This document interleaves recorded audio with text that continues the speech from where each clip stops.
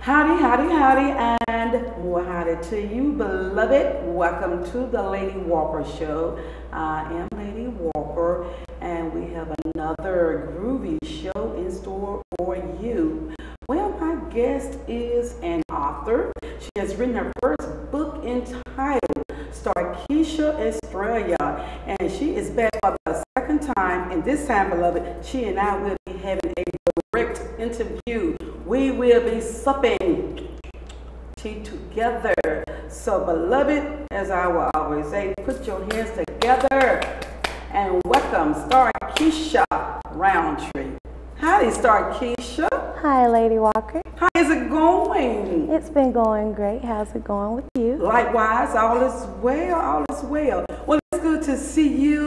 It's good to see you again. I have talked with you over the phone since the last interview, which was an indirect interview where you were sitting in front of the camera. Of course, they didn't see me, and you were telling about the book and all of that.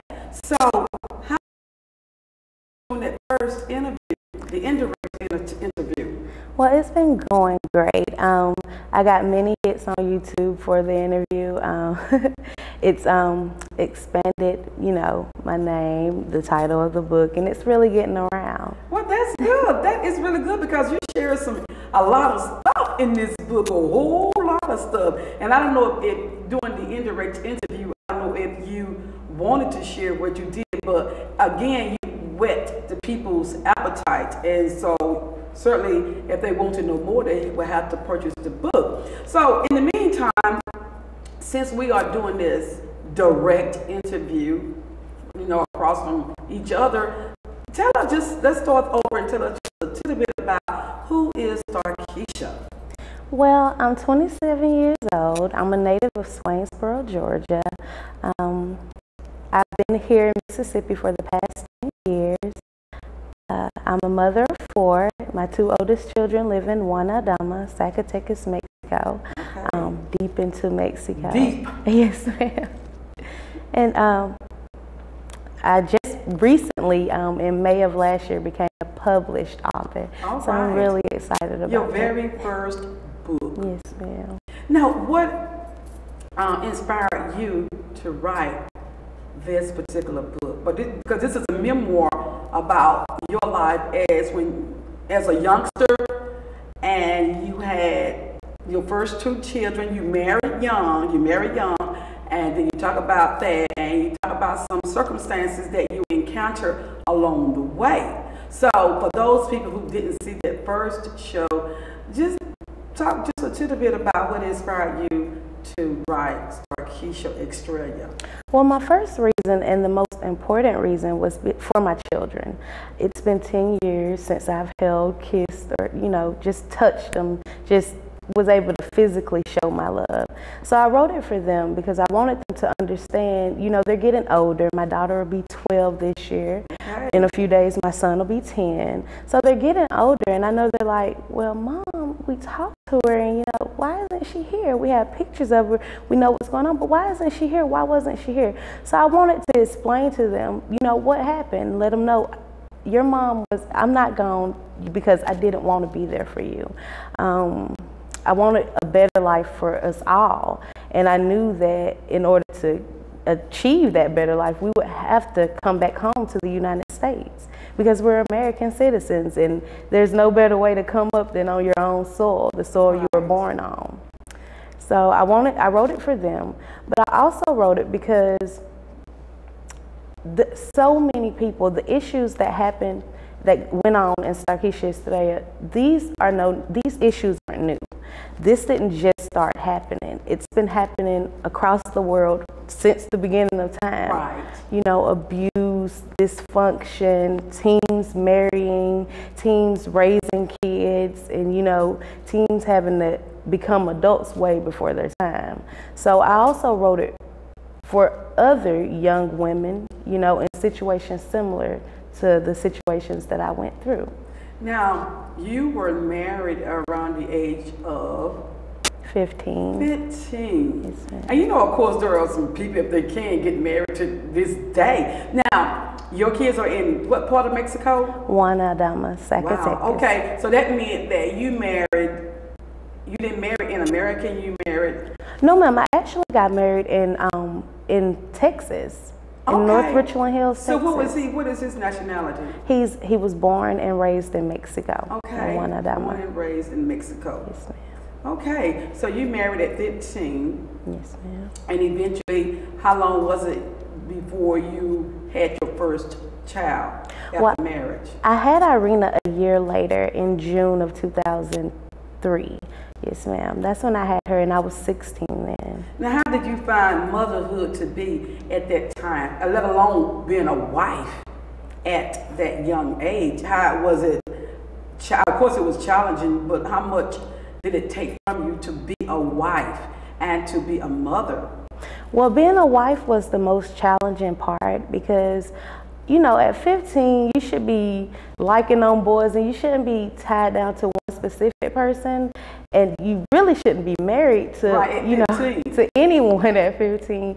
And then if you are married to someone at such a young age, you know, it's hard when you don't love that person. You're not, you know, you're committed to them, but only so much. Right, because at 15, you don't know a whole lot about relationships. You don't. On what it takes to have that healthy, you know, strong relationship. I mean, you don't know that much about that. You don't. And in my case, I knew nothing, you know, nothing about that. Of course, like many teenage girls, I crushed on boys and stuff like that. But the way I was raised, and I think it's because in my family, like many other families, there was a lot of teens having kids. Kids and having you know, kids. That's going on today. Yes, it runs rampant. In my family, since there were so many kids having kids, my mom was really strict about boys. She was really strict about being where you were supposed to be, doing what you were supposed to be doing, and stuff like that. So I really didn't, you know, go into dating or anything like that. So when I met him and we married, Well, how old was he when you married? He was actually 24. And you were 15. Yes, wow. He was 24. You didn't know that at the time. That No, he was ma'am. 24. No, ma'am, I did not. You normally they would call it statutory rape. You know, nowadays, and I don't know back then. Yeah. They would call it that. Yes, ma'am. 24 and 15. Yes, ma'am.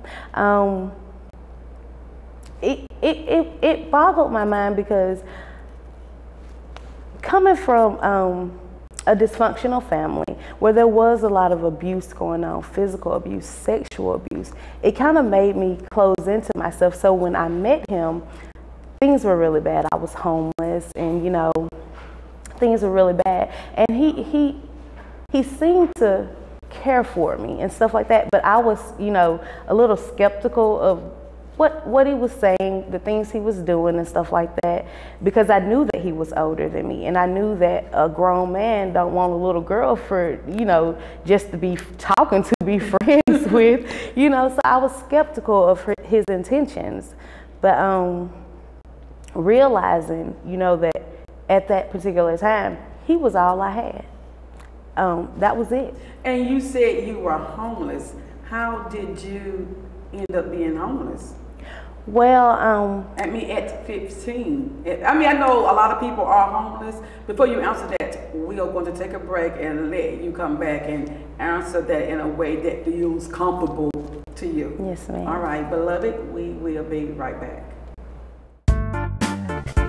Tonight's guest is Starkishia Roundtree, author of Starkishia Estrella. For more information on book purchase, go to www.meredithexetra.com or amazon.com or barnesandnoble.com.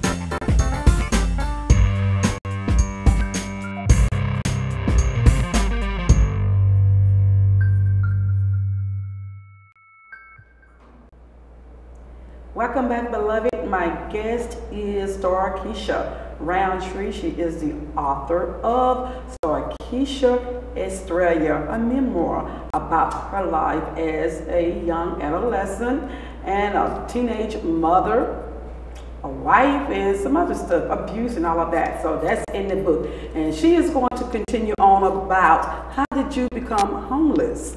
Well, at age 14, I went home back home to Georgia, and I came back like a few months later to spend time with my mom. And when I came back, some things I didn't quite understand were going on, like things that, you know, I was powerless to control. We actually both were kind of semi-homeless if you think about it, but she had started dating my stepfather, and he's still my stepfather today. His name is Javier. She started dating him, and Javier, is he Mexican? Yes, ma'am, okay. he is. Okay, the name just sounds Mexican, okay? Yes, so she started dating my stepfather, well, who would soon to be my stepfather. She started dating him, and he lived with a couple of roommates, friends, and they were all male. So we knew, you know, when the time came for us to leave the location where we were staying, we knew that I couldn't stay there. I was 14, all of these men were grown. Right. So we went and searched for a place for me to stay. And there was this family, a really nice family. They opened their doors to me. They let me stay there. But they started hearing rumors going around the apartment complex. Bad things that, you know, just rumors, bad things about my mother. And at the time, they didn't know that she was my mother. They thought we were sisters. So, oh, really? When they found that out, and then they started. So y'all look more like sisters, or have they seen her before? They had seen her before. So y'all look more like sisters than mother and daughter at that time? Yes, ma'am. We were about the same size. She was probably a little smaller than me, really? But we were about the same size. Yes, ma'am. And almost everybody thought we were sisters. So, you know, they allowed me in their home. And once they found out that we weren't sisters and they started hearing these rumors, they asked me not to see her anymore because she lived like one building over. So I would go see her every day. They asked me not to see her, which to me was illogical and crazy. Why would you ask me not to see my mom? Yeah, that's my mom. And then it wasn't even like they asked me. It was more like a demand, don't see her. So I'm like, no, you know, I'm gonna go see my mom. That's my mom. So in defying their request for me not to see her, they found out that I was still going to see her. And one night I went home to their apartment, and they gave me my bag and told me that I needed to go stay with her since I couldn't follow their rules. Wow. And I went up to the apartment where my mom was staying, and, you know, all the lights were off. Everybody was asleep, and there was an empty apartment under there. So I just threw my belongings in that empty apartment, and I walked the streets that night, which I did for a couple of, you know, a few weeks. Just at night, I walk the streets, sleep at the park, walk into 24-hour stores that were open for 24 hours, like Target was across the freeway. And I go over there and just try to waste time walking through. Wow, that is something for a young girl of 14 years old. Yes, yeah. I'm pretty sure that was scary. It was. Did you tell your mom? Yeah, she knew, but she knew, but I won't say she was in a position where she couldn't do something about it, but to me, she was in a position where she couldn't do something about it because she was staying with somebody else too. So, you know, you can't come with all of your baggage. Yeah, that's true. You know, so. Wow, and so since you were out wandering, your husband at that time, some kind of way, found you. Yes, ma'am. And when he found you, I mean, what did he do? He came up to you, introduced himself? Well, it's funny how it happened.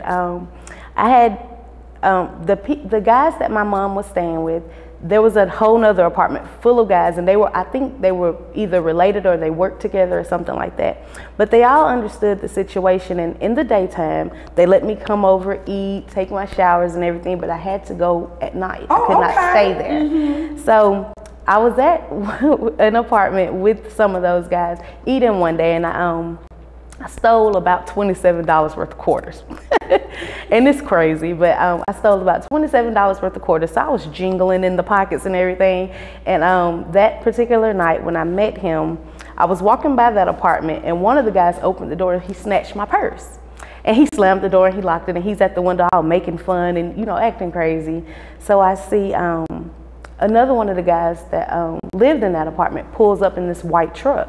And I see him, and once I see him, I run over to him and I'm like, let me in your apartment, I need to get in. And that's when I saw this white looking guy who spoke Spanish very, very, very well. And he was looking at me, he was like, what do you want to go in their apartment for? And I'm like, sir, mind your business, I'm not talking to you, I'm talking to him. But my Spanish wasn't good enough to say what I needed to say. And he clearly was bilingual, so I kind of needed his help. So he offered to help me, and he relayed the message to the guy. The guy went to get my purse, and he just started asking me a couple of questions like, what's your name? What are you doing out here this late? You know, this and that. And I was pretty, you know, I'm not talking to you. I don't know you, you know. So, and that was kind of my attitude, because you got to look at it. I was homeless, and people walk up to, you know, people every day. I don't know if you're going to choke me out and drag me off. I don't know what's going to happen. So I wanted, you know, I was trying to protect myself, and that's how I did it. But after that night, he started coming back around, because the guy that he was dropping off that night, he actually worked for him, and he told him all about me, that, you know, yeah, she's 14, we see her walking around late at night all the time. I guess, you know, she's homeless. You know, I don't know, but I assume he told him that because he started showing up more often. And he said he wanted to help. So, you know, he would show up, bring me food, show up, talk, and stuff like that. So that was like wooing you. Yes, ma'am. Wow, that is so interesting. And from him doing with him doing those things for you, you started developing feelings for him? Well, at first, no, ma'am. But over time, I realized that the one person who was there, who was supposed to have my back no matter what, and, you know, take care of me, and by law, you know, was supposed to take care of me, wasn't in a position to.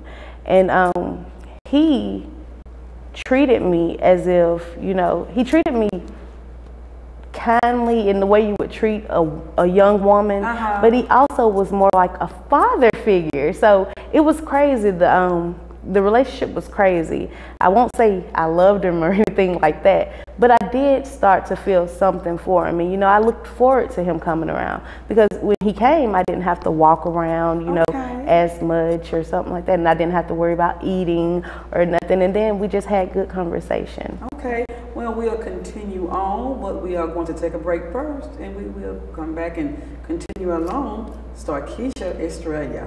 All right, beloved, we will be right back. Tonight's guest is Starkishia Roundtree, author of Starkishia Estrella. For more information on book purchase, go to www.meredithexcetera.com or amazon.com or barnesandnoble.com.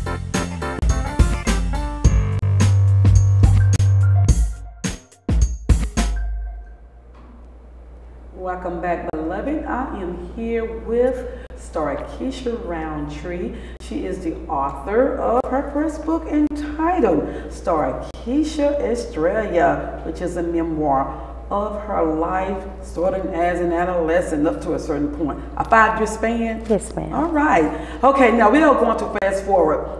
You married this guy, then a year later you had kids. Yes, ma'am. And then after that, did you go to Mexico at that time? No, ma'am. Actually, after I had my daughter, he betrayed me. He betrayed me. And his betrayal led to him being arrested and being detained at in Haskell, Texas. There was I would say a detention center where they detained illegal immigrants whom they were going to send back home, you know, to their country. But they had to go through the process of seeing an immigration judge, and if the judge sent them home, they would be deported. So.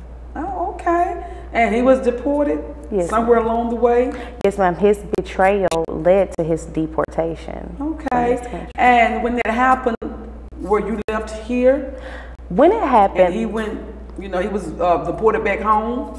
He was deported to Mexico, yes, ma'am. And we were in Cleburne, Texas at the time with his oldest brother and his, I guess, girlfriend, wife at the time, and her kids.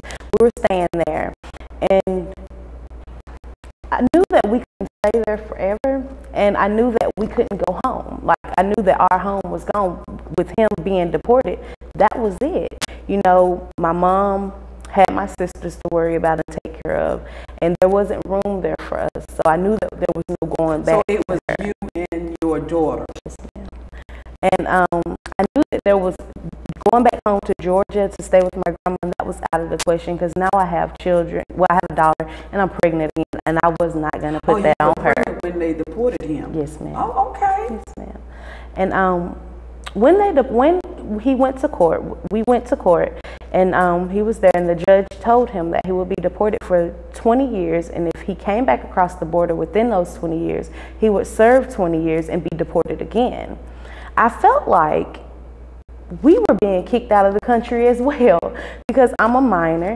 He does have an American daughter, and then I assume son, but I felt like since I had nowhere to turn that we were being deported as well because we were a small family. So if the money's gone and your way of living is gone, then you kind of have to go too, you follow that. And at 17 and pregnant with the little girl, I really did not know what to do. I didn't know what to do other than to cross the border and go into Mexico. Okay, and so you got into Mexico with your husband, and eventually you had to come back, but he couldn't. You had to come back to find a better way or a better life for you and your two. Yes, ma'am. I came back actually about a few weeks after we crossed the border and moved into, relocated to Juarez, Mexico. A few weeks later, I woke up and I knew I was in labor. I knew. And I knew that if I slow poked around that my son would be born in Mexico and he would never be able to cross the border and come into America. So I had to get up and cross that border, which was very scary because he couldn't come with me. There, all I had was him and our kids. Even though, he betrayed me and I felt it was his fault that we were in this situation, I still didn't want to be alone, in this. And I felt very, very alone. I was scared. I didn't know what was going to happen or what we were going to do. I can imagine. So you crossed back over on American soil. Yes. And you had your baby. Yes, ma'am. So he's an American. Yes, okay? ma'am, he is. Okay. And then from there you went back to Mexico. Yes, ma'am. To regroup and figure out where we're going to go from there. When I had my son, I was in the hospital with him and I started thinking, I have 2 kids and it's hard over here. Like the things that we're used to over here, like the government assistance, food stamps, Medicaid, income taxes, just all of these things that are here to help us, they don't have that over there. Which is interesting that they do not have that. No, if you can't work or raise it or grow it, you'll starve over there. It's nothing like over here where you can go to the government and say, listen, I can't feed my kids. Can you help me? Over there, you can't do that. Assistance, yes. Yes, ma'am. And they don't give out that kind of assistance. No, ma'am, really? They don't. They do not. It's maybe they changed. Maybe it was that way then. No, ma'am. I don't know. I haven't been there in 10 years, but I don't think so. Like even at their hospitals, you have to pay before they see you. You gotta pay, and it's really, really scary, especially if you know that you don't have any money. Because when I crossed back over the border with my son, he actually got bronchitis and pneumonia. And I was so scared because his birth certificate wasn't ready, so I couldn't bring him across the border to seek medical. I had to take him to a hospital there. We didn't have no money for that. And we had a little bit of money. And, with the new baby, you need every dime that you have. So, we took him over there. And what I found interesting was how behind they are. As far as technology, like in their hospital, it was crazy. Like I didn't know who was the doctor, I didn't know. Really? And to me, being born and raised over here in the United States, I'm used to things being up to par, advanced in so many areas. Yes, ma'am.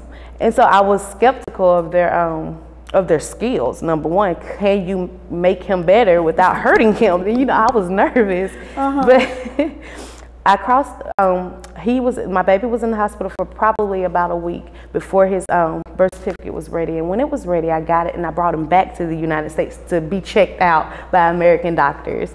And when I did that, the day they discharged him was my 18th birthday. Really? And when I crossed that border, Irina, she was a year and a half, and her dad had me a Snicker bar, and they sang happy birthday to me. And it was bittersweet because it was my birthday and it was sweet what they did. That was all we had, but I knew that for them we needed better, and I wanted better. And that was the reason why when you went back to Mexico, you left your kids with their dad? Well, they what I wanted to do was bring them both with me. But I knew, you know, and he was right. He was dead on when he said what he said. I was being selfish. I wanted to just bring them with me, and I knew I had nowhere to go, no money to feed them, no way to shelter them or anything like that. And he told me, well, have you ever thought about what you're going to do when you get over there? How it's going to be for you? Is it going to be hard? Is it going to be easy?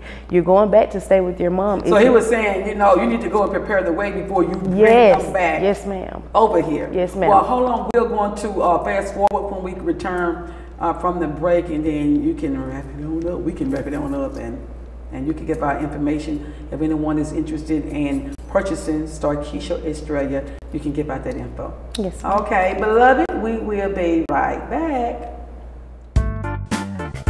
Tonight's guest is Starkishia Roundtree, author of Starkishia Estrella. For more information on book purchase, go to www.meredithexcetera.com or amazon.com or barnesandnoble.com.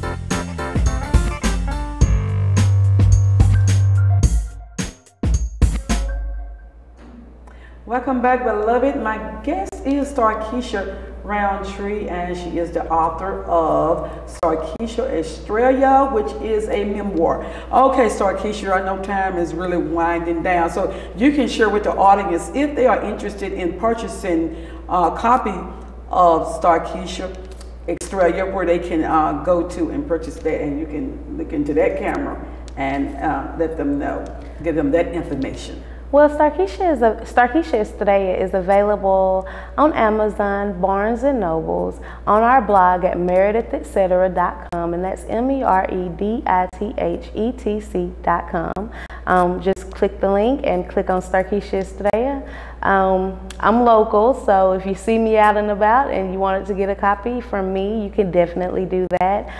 Or you can go to your local library, whatever library is closer to you, and request a copy, and that'll help too. Well, thank you so much, Starkishia. I enjoy sitting down, supping that little tea with you, a cup of tea with you.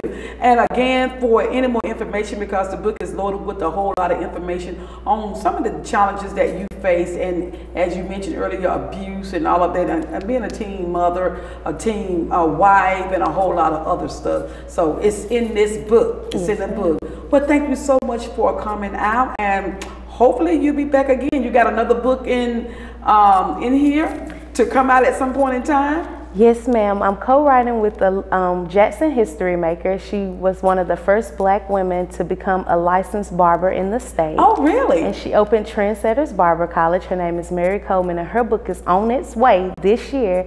And then I'm waiting on the reunion between me and my kids, and I'll start writing that as soon as Okay, well, great. Well, thank you so much for coming out. It's good to get a chance to sit down and really, it goes by pretty quick when you're doing it from this standpoint. Yes, ma'am, it does. All right. Well, beloved, there you have it. Thanks, Estrella, for tuning in, and I will see you next